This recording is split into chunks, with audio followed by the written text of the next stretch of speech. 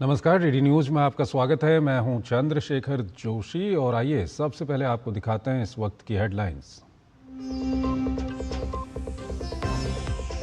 तमिलनाडु में गरजे प्रधानमंत्री, डीएमके को बताया सीएमसी सरकार यानी करप्शन, माफिया और क्राइम को बढ़ावा देने वाली सरकार।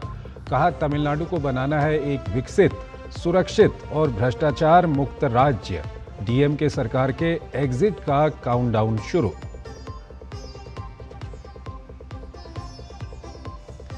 केरल में पीएम ने एलडीएफ और यूडीएफ पर किया करारा प्रहार। कहा दोनों ने बारी बारी से केरल को किया बर्बाद, प्रदेश को भ्रष्टाचार, कुशासन की राजनीति में झोंका।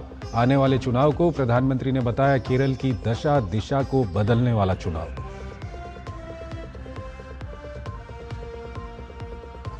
पीएम मोदी ने दी केरल को विकास की नई रफ्तार, स्टार्टअप हब, मजबूत रेल कनेक्टिविटी के साथ देश भर के रेहड़ी पटरी वालों के लिए पीएम स्वनिधि क्रेडिट कार्ड की सौगात।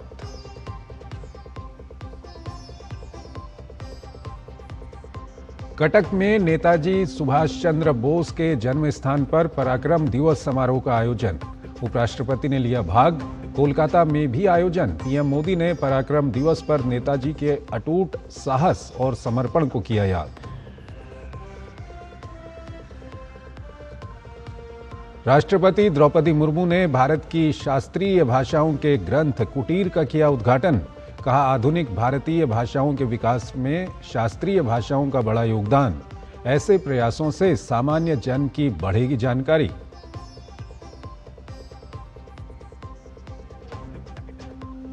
पांच मैचों की टी20 सीरीज के दूसरे मैच में भारत ने न्यूजीलैंड को 7 विकेट से दी मात।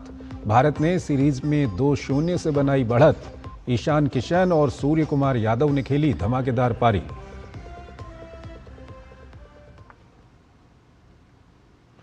और आइए अब खबरों को विस्तार से देखते हैं। प्रधानमंत्री नरेंद्र मोदी ने मिशन साउथ की शुरुआत केरल से की।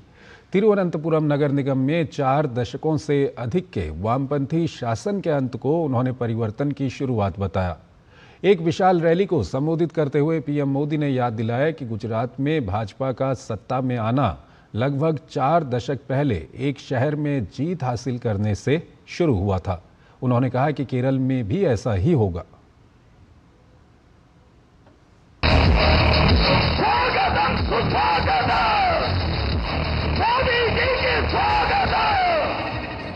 आज मेरे लिए बहुत भावुक पल, लाखों कार्यकर्ताओं का परिश्रम रंग ला रहा है। आज मैं सबसे पहले केरला की तिरुवनंतपुरम की जनता को, हमारे लाखों समर्थकों को, साथियों को बहुत ही आदरपूर्वक नमन करना चाहता हूं।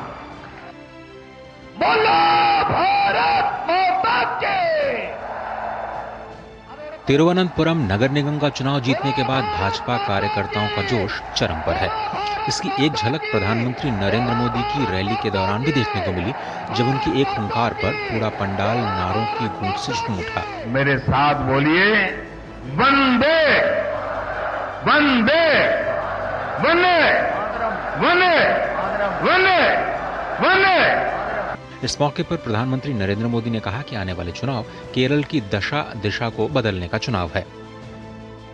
एक तरफ एलडीएफ और दूसरी तरफ यूडीएफ, और इन दोनों ने बारी बारी से केरला को तबाह किया है। लेकिन एक तीसरा पक्ष भी है।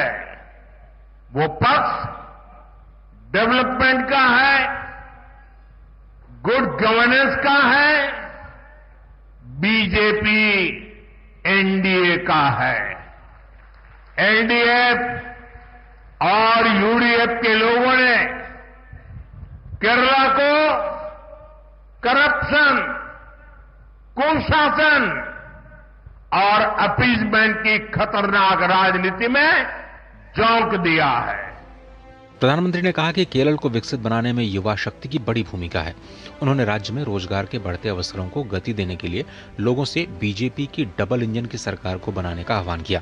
केरला को विकसित बनाने में हमारी युवा शक्ति की बहुत बड़ी भूमिका है, लेकिन कांग्रेस ने यहां की युवा शक्ति के साथ हमेशा धोखा किया। एनडीए के पास केरला के यूथ के लिए रोजगार के अवसर बनाने का रोडमैप है।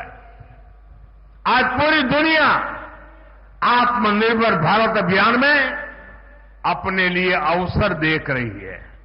इसलिए गल्फ हो, यूरोप हो, दुनिया के अनेक देशों के साथ भारत बड़े समझौते कर रहा है।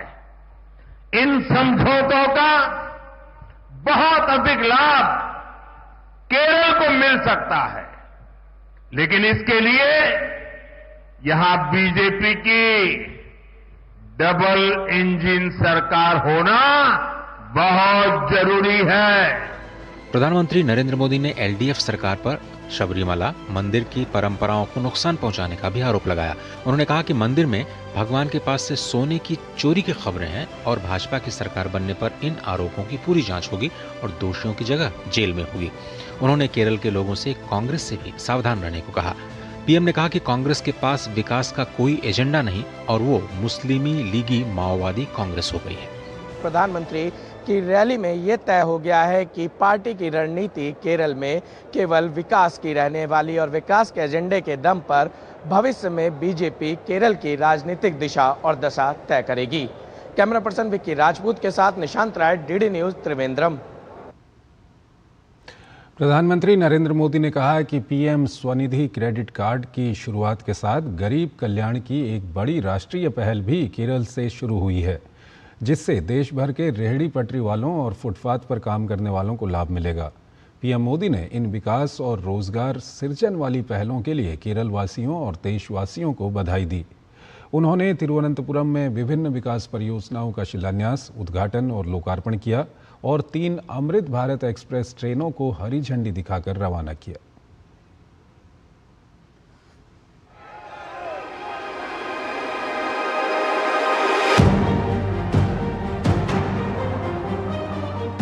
विकसित केरला से ही विकसित भारत का सपना पूरा होगा।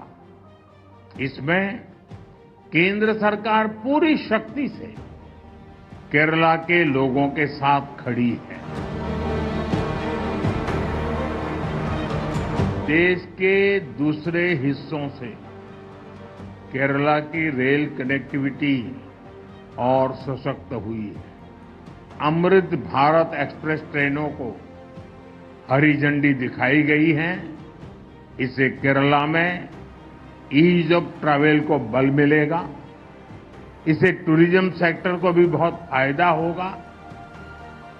गुरुवायूर से त्रिशूर के बीच नई पैसेंजर ट्रेन तीर्थयात्रियों के लिए सफर को और आसान बनाएगी। इन सारे प्रोजेक्ट से केरला के विकास को भी गति मिलेगी। केंद्र सरकार कनेक्टिविटी, साइंस एंड इनोवेशन और हेल्थ केयर पर भी बहुत अधिक निवेश कर रही है। केरला में सीएसआईआर के इनोवेशन हब का लोकार्पण, मेडिकल कॉलेज में रेडियो सर्जरी सेंटर की शुरुआत, इनसे केरला को साइंस, इनोवेशन और हेल्थ केयर का हब बनाने में मदद होगी। जो लोग सड़कों के किनारे गलियों में सामान बेचते हैं, इन स्ट्रीट वेंडर्स की स्थिति भी पहले बहुत बुरी थी। उन्हें सामान खरीदने के लिए कुछ 100 रुपये भी महंगे ब्याज पर लेने पड़ते थे। केंद्र सरकार ने पहली बार इनके लिए पीएम स्वनिधि स्कीम बनाई। इस स्कीम के बाद देश भर में लाखों साथियों को बैंकों से बहुत मदद मिली है। लाखों स्ट्रीट वेंडर्स को जिंदगी में पहली बार बैंक से कोई लोन मिला है।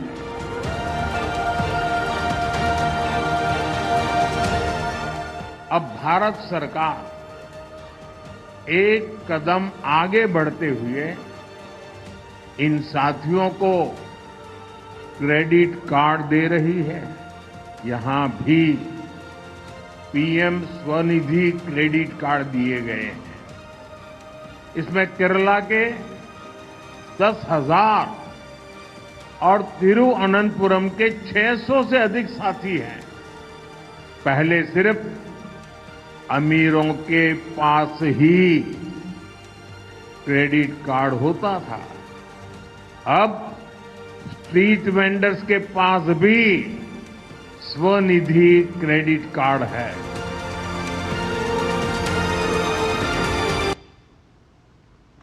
केरल के तिरुवनंतपुरम में जनसभा के दौरान प्रधानमंत्री नरेंद्र मोदी ने एक बच्चे के उनकी पेंटिंग बनाकर लाए जाने पर खुशी व्यक्त की। उन्होंने कहा कि ये उनके कार्यों के प्रति लोगों का प्रेम दर्शाने का तरीका है। साथ ही प्रधानमंत्री नरेंद्र मोदी ने कहा कि उनकी जनसभाओं के दौरान लोग उनकी पेंटिंग बनाकर लाते हैं और उन्हें भेंट करने के लिए खड़े रहते हैं। इसका सोशल मीडिया पर मजाक उड़ाया जाता है, लेकिन वो लोगों की भावनाओं की कद्र करते रहेंगे। मैं देश भर में जहां भी जाता हूं, बहुत से युवा, बहुत से बालक अपनी भावना प्रकट करते हैं और मैं जानता हूं कि इसके बाद कुछ मुझको विशेष प्रेम करने वाले लोग भांति भांति के रील बनाते हैं। कोई इसको प्री प्लान बड़ा ड्रामा है ऐसा कहते हैं। ये सारी गालियां मैं सुनता हूं। क्यों? क्योंकि मैं आपके प्यार को समझता हूं।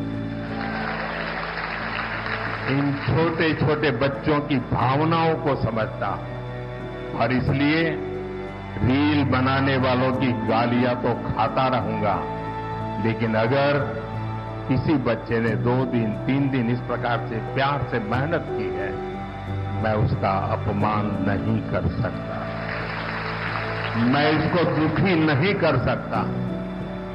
रील जितने ही बनने हैं बन ले, जनता के प्रति मेरी जो जिम्मेवारी है और जनता का मेरे प्रति जो भाव है, वो इन रील से हजारों लाखों गुना अधिक ताकतवर है। तमिलनाडु की राजधानी चेन्नई के नजदीकी जिले चेंगलपट्टू में प्रधानमंत्री नरेंद्र मोदी ने एनडीए भाजपा की जनसभा को संबोधित किया। उन्होंने कहा कि इतना विशाल जनसमूह बदलाव के लिए आया है। लोग डीएमके के परिवारवाद, भ्रष्टाचार और कुशासन से परेशान हो चुके हैं। उन्होंने विश्वास जताया कि विकसित तमिलनाडु के लिए एनडीए भाजपा की सरकार को लोग चुनने वाले हैं।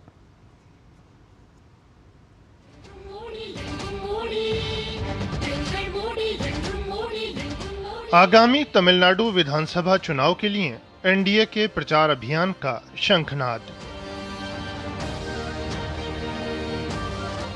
मधुरंतकम में एनडीए की विशाल जनसभा को संबोधित करते हुए प्रधानमंत्री नरेंद्र मोदी ने राज्य की डीएमके सरकार को परिवारवाद, भ्रष्टाचार और कुशासन का पर्याय बताया।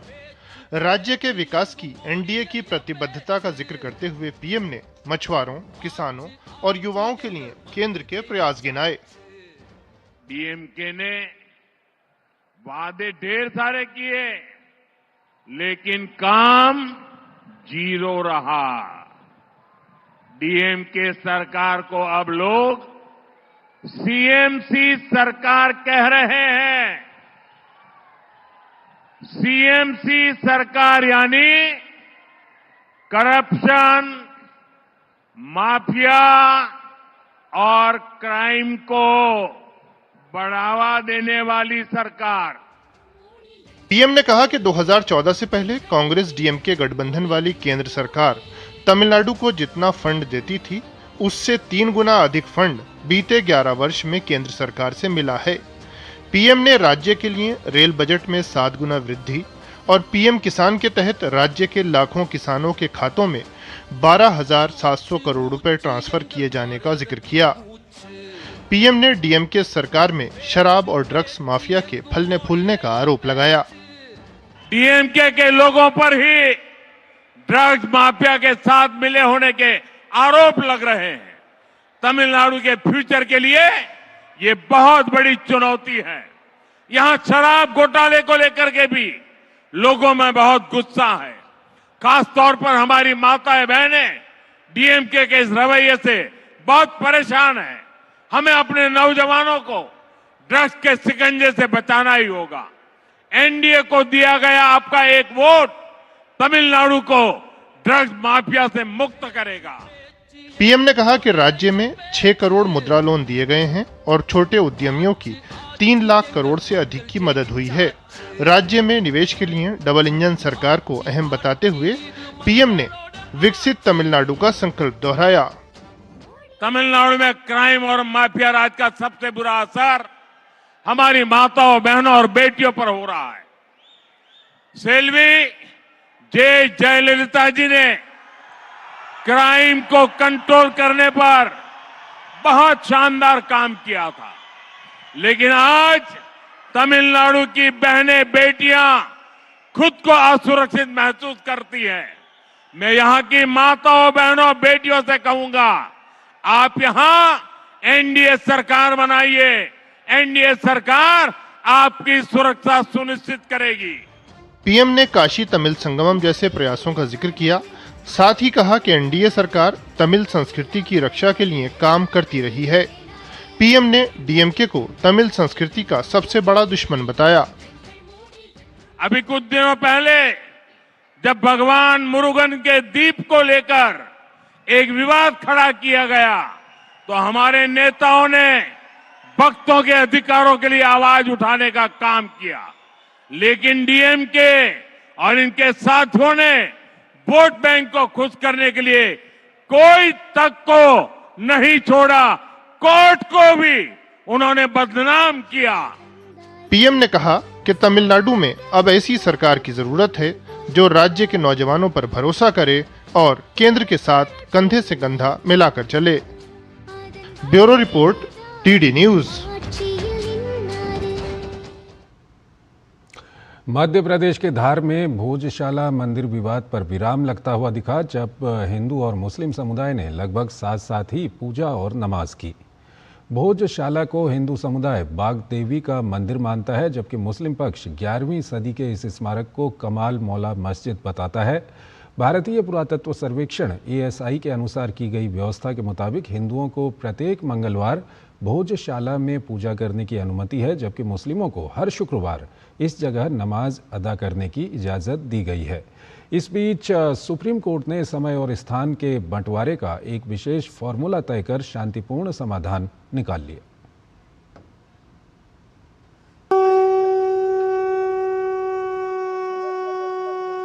मध्य प्रदेश के धार में 10 साल बाद बसंत पंचमी के मौके पर श्रद्धालु और नमाजी दोनों जुटे। विवादित धार्मिक स्थल भोजशाला में बसंत पंचमी के मौके पर कड़ी सुरक्षा के बीच पूजा और नमाज दोनों संपन्न कराई गई। सुबह सूर्योदय के साथ हिंदू श्रद्धालुओं ने वाग्देवी की पूजा की शुरुआत की। पूरे दिन हवन, मंत्रोच्चार और पाठ चलता रहा, जो सूर्यास्त तक जारी रहा। पूजा स्थल को फूलों और मालाओं और भगवा झंडों से सजाया गया था। बड़ी संख्या में श्रद्धालु भोजशाला परिसर पहुंचे और पूजा कर खुशी जाहिर की। हिंदू संगठनों ने एक जुलूस भी निकाला।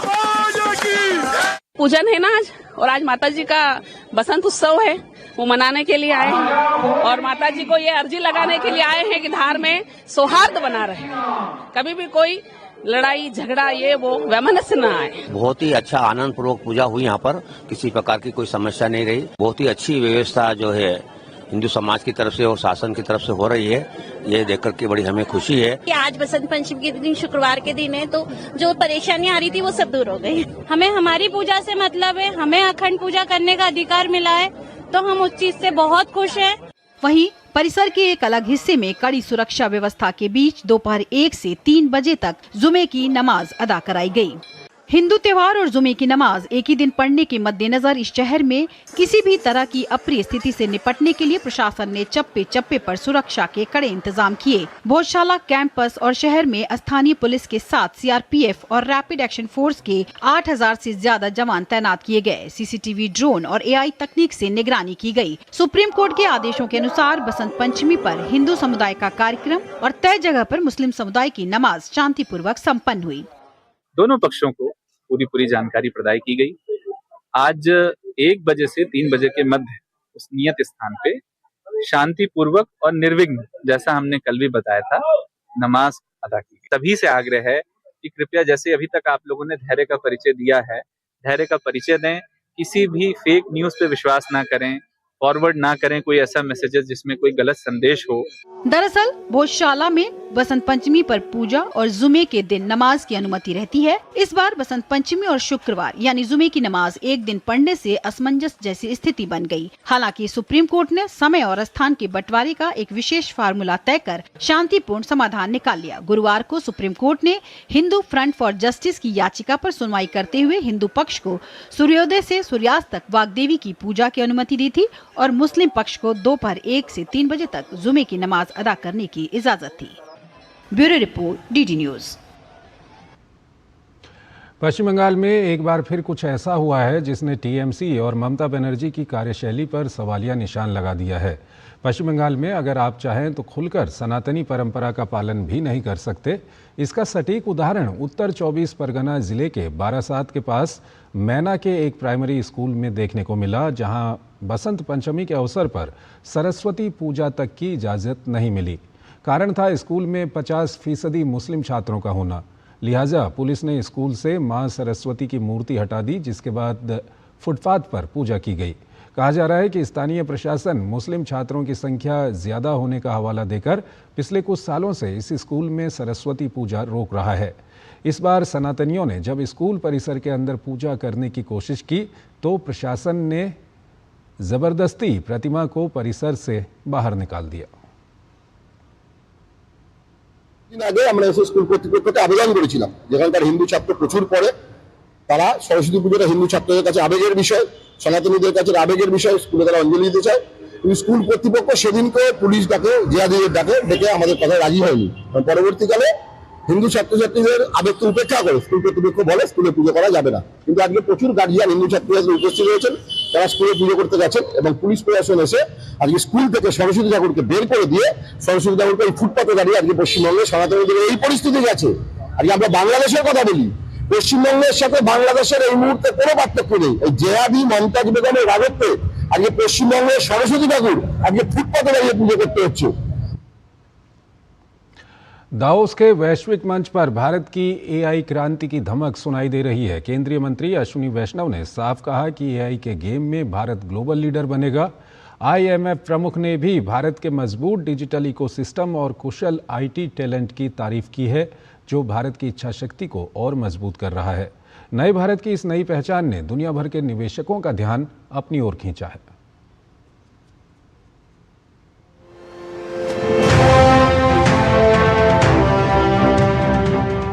स्विट्जरलैंड के दावोस में आयोजित वर्ल्ड इकोनॉमिक फोरम के मंच पर भारत मजबूत विकास दर और टेक्नोलॉजी में हो रहे सुधारों के दम पर निवेशकों की पहली पसंद बनकर उभरा है। इकोनॉमी के इस स्टेडियम में दुनिया भर के खिलाड़ी एआई टेक्नोलॉजी में अपनी धाक साबित करने उतरे। आईएमएफ ने एक इंडेक्स जारी करते हुए भारत को दूसरे स्तर पर रखा, लेकिन केंद्रीय मंत्री अश्विनी वैष्णव ने आईएमएफ इंडेक्स को नकारते हुए एआई की चुनौती और रणनीति को क्रिकेट के अंदाज में समझा दिया।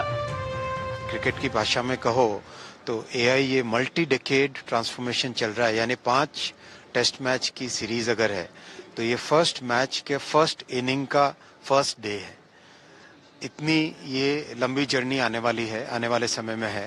तो इतनी लंबी जर्नी में भारत को बहुत बड़ा रोल प्ले करना है और रोल डेफिनेटली प्ले करेंगे। पांचों के पांचों लेयर्स में, एप्लीकेशन लेयर में लीडरशिप लेंगे, मॉडल लेयर में बहुत अच्छे सॉवरेन मॉडल्स बनेंगे और चिप लेयर में बहुत बड़ी लीड भारत लेगा। आर्टिफिशियल इंटेलिजेंस के क्षेत्र में भारत नित्य नए आयाम हासिल कर रहा है। यही वजह है कि केंद्रीय मंत्री अश्विनी वैष्णव ने साफ शब्दों में कहा कि एआई के गेम में भारत न सिर्फ एक मजबूत ओपनर है बल्कि पूरी श्रृंखला में स्टार प्लेयर बनकर उभरा है, जो एआई की पिच पर अपनी बल्लेबाजी से दुनिया को चौंका रहा है और कप्तानी संभालने की तैयारी में है। भारत एआई के क्षेत्र में अपना स्वायत्त मॉडल विकसित करने की दिशा में तेजी से आगे बढ़ रहा है। केंद्रीय मंत्री अश्विनी वैष्णव ने साफ तौर पर कहा है कि देश न सिर्फ एआई के क्षेत्र में स्वतंत्र हो रहा है बल्कि चिप्स निर्माण के मामले में भी जल्द ही दुनिया का नेतृत्व करता बनेगा।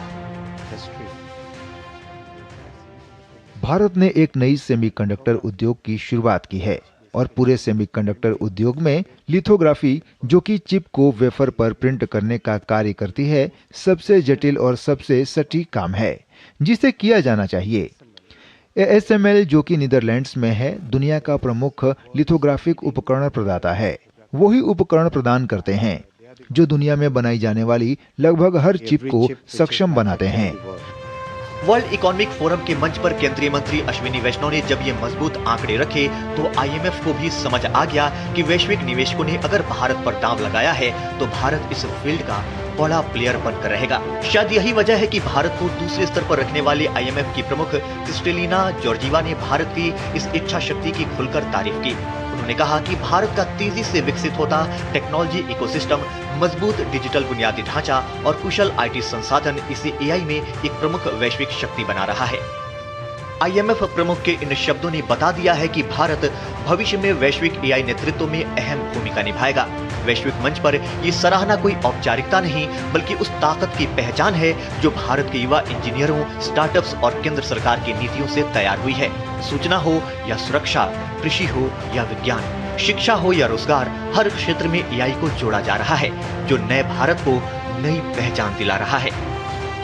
Bureau report, DD news. केंद्रीय मंत्री अश्विनी वैष्णव ने सोशल मीडिया प्लेटफॉर्म X पर एक पोस्ट कर भारत के सेमीकंडक्टर क्षेत्र में तेजी से हो रहे विकास के बारे में बताया। साथ ही उन्होंने बताया दुनिया भर के उपकरण निर्माता भारत में अपने आधार स्थापित कर रहे हैं।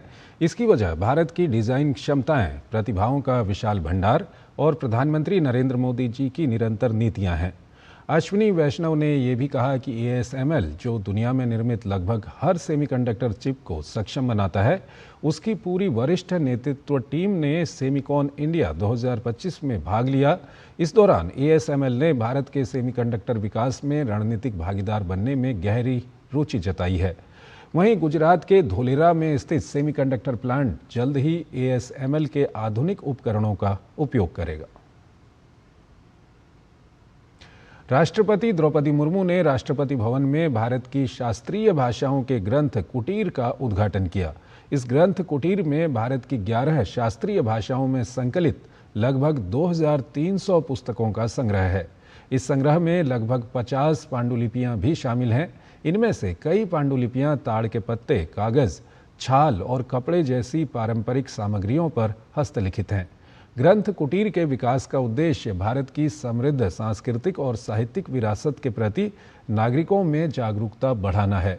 उद्घाटन कार्यक्रम के दौरान राष्ट्रपति ने कहा कि शास्त्रीय भाषाओं में संचित ज्ञान का भंडार हमें अपने समृद्ध अतीत से सीखने और उज्जवल भविष्य का निर्माण करने के लिए प्रेरित करता है। साथ ही उन्होंने कहा कि शास्त्रीय दर्जा मिलने से इन भाषाओं के संरक्षण और संवर्धन को बढ़ावा मिल रहा है। ग्रंथ कुटीर के उद्घाटन से इन भाषाओं के अध्ययन, अनुसंधान और प्रचार प्रसार को प्रोत्साहन मिलेगा। साथ ही राष्ट्रपति की ये पहल भारतीय संस्कृति की समृद्ध विरासत को मजबूत करने में सहायक साबित होगी। आधुनिक भारतीय भाषाओं के विकास में भी शास्त्रीय भाषाओं का महत्वपूर्ण योगदान है। इस प्रकार शास्त्रीय भाषाओं के माध्यम से भारत जैसे प्राचीन और विविधतापूर्ण देश में हमारी अखिल भारतीय सांस्कृतिक चेतना प्रभावित होती है। इस भाषाओं के योगदान को सम्मान देने और इनके संरक्षण तथा संवर्धन को बढ़ावा देने के लिए इनको शास्त्रीय भाषा का विशिष्ट स्थान प्रदान किया गया है। इससे इन भाषाओं में अध्ययन को बढ़ावा मिल रहा है।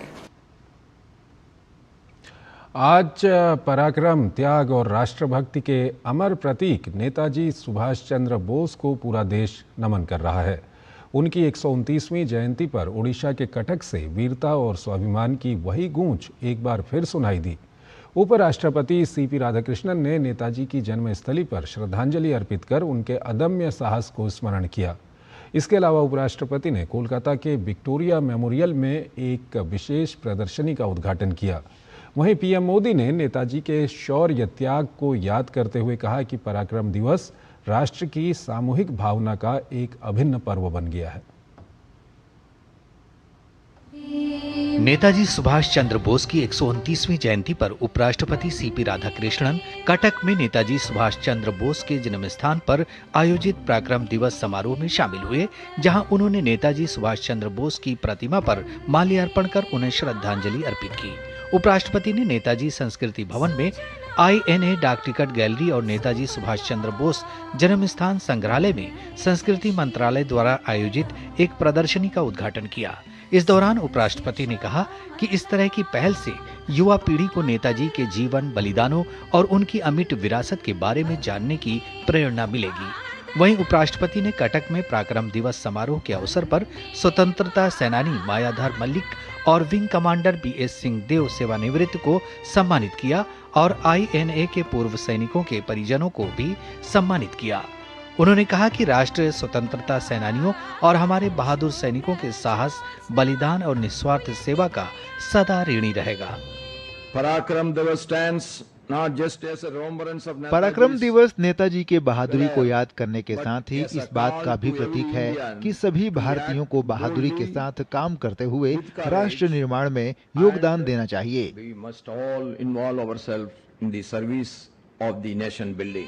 उपराष्ट्रपति सीपी राधाकृष्णन कोलकाता में संस्कृति मंत्रालय द्वारा नेताजी सुभाष चंद्र बोस की जयंती पर आयोजित पराक्रम दिवस समारोह में भी शामिल हुए। उन्होंने अपने संबोधन में कहा कि देश का कोई भी नागरिक नेताजी के योगदान को नहीं भूल सकता है। But one thing is sure. एक बात निश्चित है, कोई भी पुरस्कार, कोई भी समारोह, कोई भी उत्सव हो या न हो, लेकिन नेताजी के महान बलिदान को कोई भी भारतीय नागरिक भूल नहीं सकता।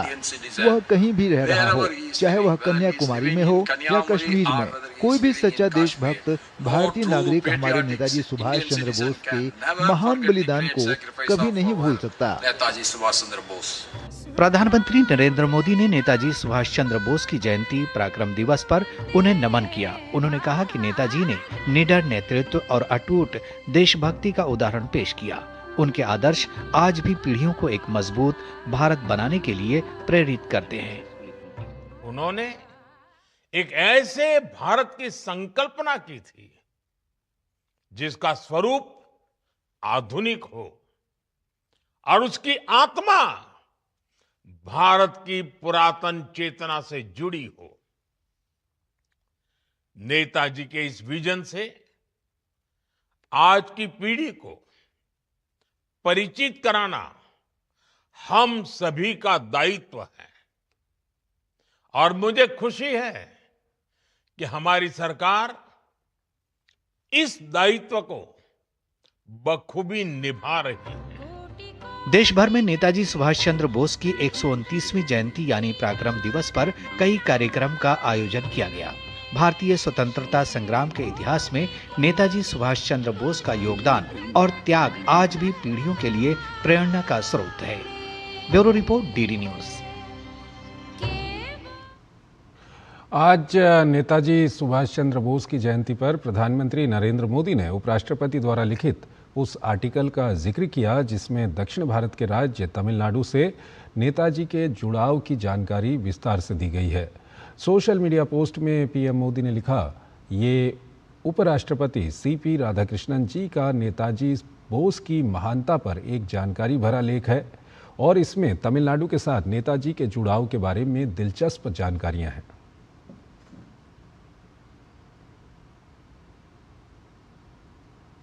नई दिल्ली स्थित प्रधानमंत्री संग्रहालय ने नेताजी सुभाष चंद्र बोस की 129वीं जयंती मनाई। इस अवसर पर एक प्रदर्शनी का आयोजन किया गया जिसका शीर्षक देशभक्तों का मार्ग, नेताजी सुभाष चंद्र बोस का जीवन और विरासत था। विशेष प्रदर्शनी में कई रोचक जन गतिविधियों का भी आयोजन किया गया। प्रदर्शनी का उद्घाटन प्रधानमंत्री संग्रहालय और पुस्तकालय की कार्यकारी परिषद के अध्यक्ष नृपेंद्र मिश्रा ने किया। ये अनूठी प्रदर्शनी नेताजी को साहस, बलिदान और अटूट देशभक्ति के शक्तिशाली प्रतीक के रूप में प्रस्तुत करती है। प्रदर्शनी में अभिलेखीय तस्वीरें, दुर्लभ दस्तावेज, एक वृत्तचित्र, भारतीय राष्ट्रीय सेना का ध्वज, नेताजी के साहसिक पलायन का नक्शा और उनकी क्रांतिकारी दृष्टि को जीवंत रूप से प्रदर्शित किया गया है। फोटो प्रदर्शनी में कई खंड हैं जिनके शीर्षक हैं महान पलायन, आज़ाद हिंद सरकार, चलो दिल्ली, भारतीय राष्ट्रीय सेना का मार्च, रहस्य से परे, अमर विरासत, आज़ाद हिंद की रानियां आदि। इस प्रदर्शनी को दर्शकों द्वारा खूब सराहा जा रहा है। ये अगले 1 महीने तक आम जनता के लिए खुली रहेगी। प्रधानमंत्री नरेंद्र मोदी जी के नेतृत्व में भारत सरकार ने आपदा प्रबंधन के क्षेत्र में भारत में व्यक्तियों और संगठनों द्वारा दिए गए अमूल्य योगदान और निस्वार्थ सेवा को पहचानने और सम्मानित करने के लिए सुभाष चंद्र बोस आपदा प्रबंधन पुरस्कार की स्थापना की है। इस पुरस्कार की घोषणा हर साल 23 जनवरी को नेताजी सुभाष चंद्र बोस की जयंती के अवसर पर की जाती है। इसी के तहत आपदा प्रबंधन में उत्कृष्ट योगदान के लिए सिक्किम राज्य आपदा प्रबंधन प्राधिकरण को संस्थागत श्रेणी और लेफ्टिनेंट कर्नल सीता अशोक शेल्के को व्यक्तिगत श्रेणी में सुभाष चंद्र बोस आपदा प्रबंधन पुरस्कार 2026 के लिए चुना गया है। लेफ्टिनेंट कर्नल सीता शेल्के को 2024 में केरल के वायनाड जिले में आई बाढ़ और भूस्खलन के दौरान बड़े पैमाने पर मानवीय सहायता और आपदा राहत अभियानों का नेतृत्व करने के लिए सम्मानित किया गया।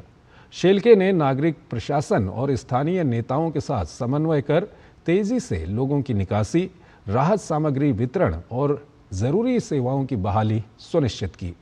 कठिन मौसम परिस्थितियों में उन्होंने कई उच्च जोखिम वाले बचाव अभियानों का नेतृत्व किया, जिससे सैकड़ों नागरिकों की जान बचाई गई। उन्होंने चुरालमाला में 190 फुट लंबा वैली ब्रिज बनवाकर दूरस्थ गांवों की कनेक्टिविटी बहाल की। 2005 में स्थापित SSTMA को सिक्किम में आपदा तैयारियों और प्रतिक्रिया प्रणाली को मजबूत बनाने के लिए सम्मानित किया गया है। SSTMA ने सिक्किम में आपदा की तैयारी और प्रतिक्रिया को काफ़ी मजबूत किया है।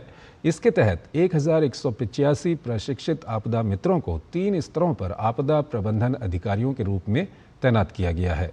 गांव स्तर पर आपदा प्रबंधन सहायक, ब्लॉक मुख्यालय में आपदा प्रबंधन पर्यवेक्षक और जिला मुख्यालय में आपदा प्रबंधन समन्वयक, सभी ग्राम पंचायतों में आपदा प्रबंधन सहायकों को तैनात किया गया है।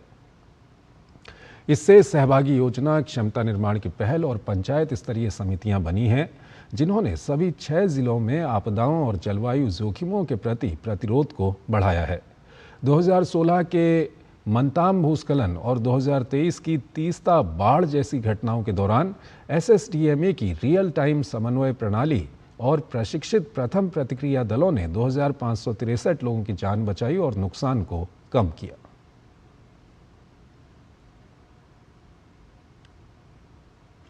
भारत के मेवा और ड्राई फ्रूट सेक्टर को वैश्विक मंच पर और मजबूती देने की दिशा में मेवा इंडिया 2026 का तीसरा संस्करण 23 जनवरी को नई दिल्ली में शुरू हुआ।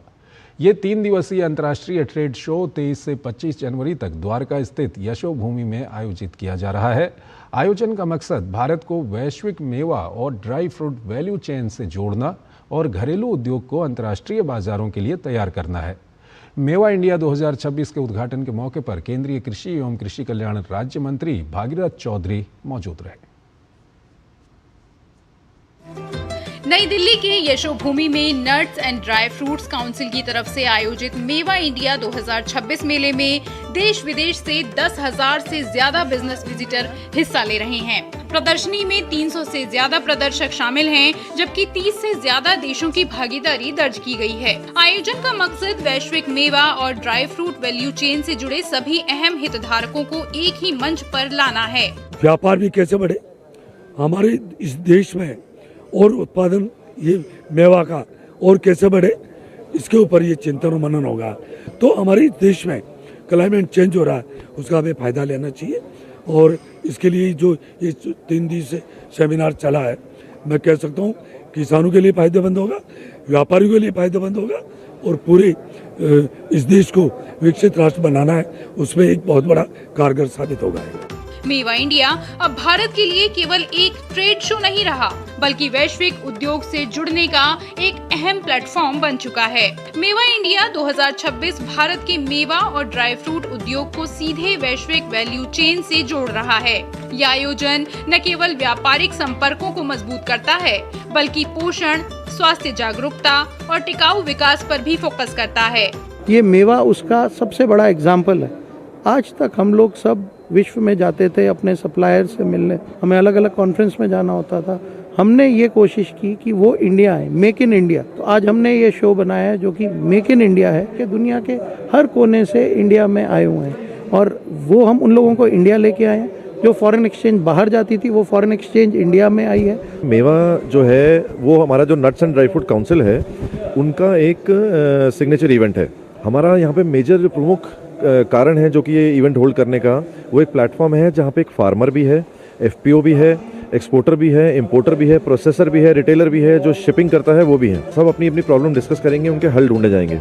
मेवा इंडिया 2026 घरेलू स्टेक होल्डर्स को वैश्विक बाजारों, टेक्नोलॉजी प्रदाताओं और गुणवत्ता विशेषज्ञों से सीधे जुड़ने का अवसर देता है।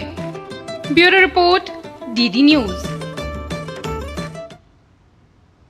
कर्नाटक की सियासत में एक बार फिर घमासान मच गया है। सिद्धरामैया सरकार के खिलाफ बीजेपी ने मोर्चा खोलते हुए आबकारी मंत्री आर.बी. तिम्मापुर पर गंभीर भ्रष्टाचार के आरोप लगाए हैं। विपक्ष के नेता आर. अशोक ने 2500 करोड़ रुपए के कथित घोटाले का दावा करते हुए तिम्मापुर के इस्तीफे की मांग की है। बीजेपी का आरोप है कि आबकारी विभाग कांग्रेस सरकार के लिए एटीएम बन गया है। कर्नाटक में सिद्धारमैया सरकार के खिलाफ बीजेपी ने मोर्चा खोल दिया है। कर्नाटक विधानसभा में विपक्ष के नेता आर अशोक ने आबकारी मंत्री आर.बी. तिम्मापुर पर भ्रष्टाचार के आरोप लगाते हुए उनके इस्तीफे की मांग की है। उन्होंने आरोप लगाया कि तिम्मापुर आबकारी विभाग में हुए 2500 करोड़ के घोटाले में शामिल हैं। विधानसभा में विपक्ष के नेता आर अशोक ने इस मुद्दे को उठाते हुए दावा किया कि आबकारी लाइसेंस प्रक्रिया के माध्यम से ली गई रिश्वत को असम और केरल और तमिलनाडु जैसे राज्यों में चुनाव खर्चों को पूरा करने के लिए इस्तेमाल किया जा रहा है। नेता विपक्ष के मुताबिक अगर मुख्यमंत्री तिम्मापुर को नहीं हटाते हैं तो इससे सीएम की भूमिका भी साफ तौर पर दिखेगी। Shops, bar, liquor, everything, more than 2,000 to 3,000 crores of rupees they collected for the Assam election, Kerala election, Tamil Nadu election. That's why it's a big scandal. That's why he demanded the resignation of the exercise minister Timmapura. BJP के मुताबिक आबकारी विभाग राज्य की कांग्रेस सरकार के लिए ATM बन गया है, जहां हर स्तर पर रिश्वत ली जा रही है। बीजेपी बेशक आर.बी. तिम्मापुर पर भ्रष्टाचार के गंभीर आरोप लगा रही है, लेकिन भ्रष्टाचार के आरोपों में घिरे तिम्मापुर बीजेपी की ओर से लगाए गए आरोपों को निराधार बताते हुए हर जांच के लिए तैयार रहने का दम भर रहे हैं। उधर बीजेपी हर हाल में तिम्मापुर के इस्तीफे पर अड़ी है। बीजेपी का कहना है कि अगर तिम्मापुर इस्तीफा नहीं देंगे तो वे मुख्यमंत्री से इस्तीफा मांगेंगे। We will fight for the resignation and if not, we will say CM have to resign. आपको बता दें कि कर्नाटक विंड मर्चेंट एसोसिएशन ने आबकारी मंत्री आर.बी. तिम्मापुर पर परमिट और अन्य सुविधाओं के बदले पैसे लेने के आरोप लगाए हैं। इस मामले में तिम्मापुर के खिलाफ कर्नाटक लोकायुक्त में शिकायत दर्ज की गई है और बीजेपी व्यापक जांच की मांग कर रही है। बेंगलुरु से ज्योति दफेदार की रिपोर्ट, डीडी न्यूज। हाल ही में तमिलनाडु विधानसभा में वीबी जी रामजी के खिलाफ प्रस्ताव पास किया गया, जिस पर बीजेपी के राष्ट्रीय प्रवक्ता सुधांशु त्रिवेदी ने सवाल पूछा है कि जब भारत की संसद ने कोई बिल ठीक से पास कर दिया है और सुप्रीम कोर्ट ने न तो उस पर कोई आपत्ति जताई है, तो क्या किसी राज्य विधानसभा के पास उसके खिलाफ कोई बिल पास करने का संवैधानिक अधिकार है? इस मुद्दे पर उन्होंने कांग्रेस नेता और लोकसभा में नेता विपक्ष राहुल गांधी पर भी निशाना साधा। उन्होंने कहा कि जो लोग भगवान राम का नाम लेने में अटकते हैं वो भारत के पहले इंजीनियर मोक्ष गुंडम विश्वेश्वरैया का नाम भी ठीक से नहीं ले पाए। बीजेपी का आरोप है कि ये रवैया कांग्रेस और तमिलनाडु सरकार की उस सोच को दर्शाता है जो भगवान राम के तिरस्कार, अवमानना और सनातन धर्म के विध्वंस के संकल्प के प्रति उनकी प्रतिबद्धता को दिखाता है। अद्भुत ज्ञानवान हैं कि देश विदेश की जितनी यूनिवर्सिटीज ने उनको बुलाया है भाषण देने के लिए, इधर भी भारत की किसी यूनिवर्सिटी नहीं बुलाई। उनके ज्ञान पर कौन टिप्पणी कर सकता है? वो सिर्फ जी राम जी का नाम लेने में अटक गए ऐसा नहीं, याद करिए विश्वेश्वरैया भी नहीं बोल पाए थे, जो भारत के फर्स्ट इंजीनियर थे। और अगर पूरा नाम लेना पड़ जाता मोक्ष गुंडम विश्वेश्वरैया तो पता नहीं क्या हो जाता। कहावत होती है बगल में छुरी मुंह में राम, पर यहां तो मुंह में भी राम नहीं आ पा रहा। किसके? जो कहता मैं परम शिव भक्त हूं और कुर्ते के ऊपर जनेऊ दिखाने वाला, गोत्र सहित अपना विचार बताने वाला ब्राह्मण हूं। और ये कांग्रेस की भगवान राम के प्रति घृणा, तिरस्कार, अवमानना और इरेडिकेशन ऑफ सनातन धर्म का जो संकल्प तमिलनाडु की सरकार ने लिया है, उसके प्रति उनके कमिटमेंट को दर्शाता है। इस बार गणतंत्र दिवस पर 30 झांकियां कर्तव्य पथ पर दिखाई देंगी। पश्चिम बंगाल की झांकी 2026 के लिए राष्ट्रीय थीम वंदे मातरम के 150 साल पर आधारित है। ये बंगाल के आज़ादी के संघर्ष और स्वतंत्रता आंदोलन में उसकी अग्रणी भूमिका को दिखाता है, खासकर राष्ट्रीय गीत के नजरिए से। वंदे मातरम की रचना बंकिम चंद्र चट्टोपाध्याय ने की थी। ये झांकी साहित्यिक इतिहास और क्रांतिकारी जोश का मिश्रण है। देखिए विशाल बैरिस्टो की ये खास रिपोर्ट।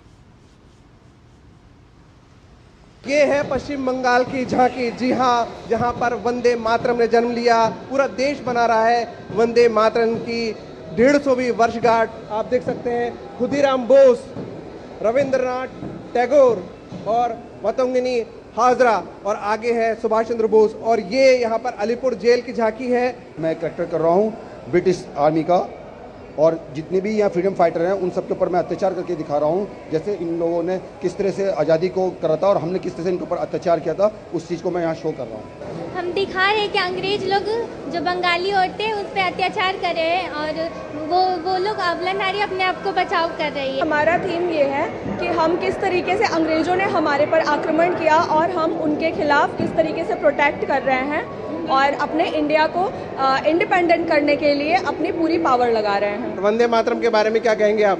सर, जैसा हम लोग का टैब्लू का थीम है स्वतंत्रता का मंत्र वंदे मातरम, और इसमें मैं एक कॉलेज के विद्यार्थी के रूप में अपने आप को पेश कर रहा हूँ जो अंग्रेजों को विरोध प्रदर्शन करते हुए बमबारी कर रहा हूँ उन पे। ये तमाम युवा याद दिला रहे हैं उन सालों की, उस वक्त की जब भारत के युवा लड़े थे अंग्रेजी हुकूमत के खिलाफ। कैमरामैन भीम के साथ मैं विशाल बैरिस्टो, DD न्यूज़, दिल्ली। माघ मेले के प्रमुख स्नान पर्व बसंत पंचमी पर त्रिवेणी संगम में 3.56 करोड़ श्रद्धालुओं ने पुण्य की डुबकी लगाई। सरकार और प्रशासन की बेहतरीन व्यवस्थाओं से स्नान पर्व सकुशल संपन्न हुआ और श्रद्धालुओं में उत्साह व ऊर्जा देखने को मिली। माघ मेले में अब तक 15 करोड़ से अधिक श्रद्धालु स्नान कर चुके हैं। इस बार बसंत पंचमी पर स्नान करने वालों की संख्या महाकुंभ 2025 से भी अधिक रही। पुरी के शंकराचार्य स्वामी निश्चलानंद सरस्वती प्रमुख संतों, कल्पवासियों और किन्नर अखाड़े के संतों ने संगम में स्नान किया। मुख्यमंत्री योगी आदित्यनाथ ने श्रद्धालुओं को बधाई देते हुए मां गंगा से सभी की मनोकामना पूर्ण होने की प्रार्थना की। गणतंत्र दिवस से पहले पंजाब से एक और ISI समर्थित टेरर मॉड्यूल का भंडाफोड़ हुआ है। पंजाब पुलिस की काउंटर इंटेलिजेंस और होशियारपुर पुलिस ने कार्रवाई करते हुए बब्बर खालसा इंटरनेशनल आतंकी संगठन से जुड़े 4 आतंकवादियों को गिरफ्तार किया है। चारों ऑपरेटिव के पास से करीब 2.5 किलो RDX से बना ID और 2 पिस्टल बरामद हुए हैं। पंजाब पुलिस के अनुसार शुरुआती जांच में पता चला है कि गणतंत्र दिवस के कार्यक्रमों में ये धमाका करने की फिराक में थे। बरामद IED का इस्तेमाल टेरर अटैक के लिए होना था। ये सभी USA बेस्ड BKI हैंडलर्स के इशारे पर काम कर रहे थे। भारत ने 5 मैचों की T20 सीरीज के दूसरे मैच में न्यूजीलैंड को 7 विकेट से हरा दिया। इस जीत के साथ ही भारत ने सीरीज में 2-0 से बढ़त हासिल कर ली है। मुकाबले में न्यूजीलैंड से जीत के लिए मिले 209 रन के लक्ष्य का पीछा करने उतरी भारतीय टीम की शुरुआत निराशाजनक रही। भारत का पहला विकेट संजू सैमसन के रूप में गिरा। उन्होंने 6 रन बनाए, फिर अभिषेक शर्मा भी 0 पर आउट हो गए। इसके बाद ईशान किशन की धमाकेदार पारी देखने को मिली। ईशान ने 76 रनों की तूफानी पारी खेली। उनके बाद सूर्य कुमार यादव ने नाबाद 82 रन की शानदार पारी खेलकर टीम की जीत में अहम भूमिका अदा की।